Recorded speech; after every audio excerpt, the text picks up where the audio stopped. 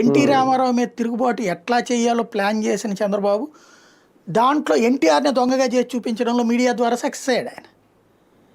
ఇప్పుడు చంద్రబాబు మీద తిరుగుబాటు చేస్తున్నట్టు వాళ్ళని దొంగలుగా చూపించడంలో మళ్ళీ మీడియా సక్సెస్ అవుతుంది. ఇప్పుడు కొలికిపూడి ఉన్నాడు, అతనేం వేరే పార్టీతో ఏం టైఅప్ అవ్వలేదు కదా, కానీ తను రైట్ చేసిన పాయింట్లు ఏంటి, చిన్ని వచ్చి అక్కడ దోచుకుంటున్నాడండి అని.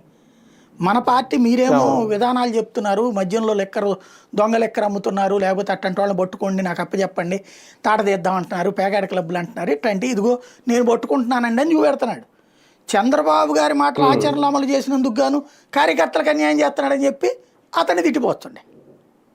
అంటే మాట ఒకటి ఉంటుంది, వ్యవహారం ఒకటిగా ఉంటుంది.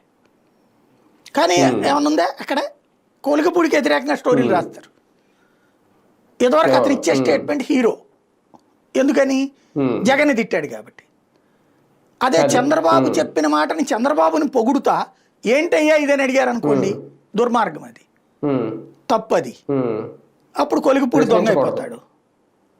ఏంటిది అంటే అంతే, అట్లాగే రాస్తారు, అట్లాగే ఉంటుంది.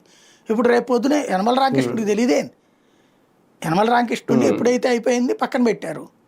ఇప్పుడు ఆ యనమల రామకృష్ణుడు అడుగుతున్నారు, లేకపోతే ఇంకోళ్ళు అడుగుతున్నారంటే వీళ్ళు రాసిన దాని ప్రకారం అంటే వీళ్ళు ఇంకా ఫైనల్ స్టేజ్ కదా సార్. ఇప్పుడు రాకపోతే ఇంకా వీళ్ళకి ఇంకా పదవులు ఇంకో 50 ఏళ్ళు ఉంటది కదా. అలా అంటే వీళ్ళకి ఇప్పుడు యనమల రామకృష్ణ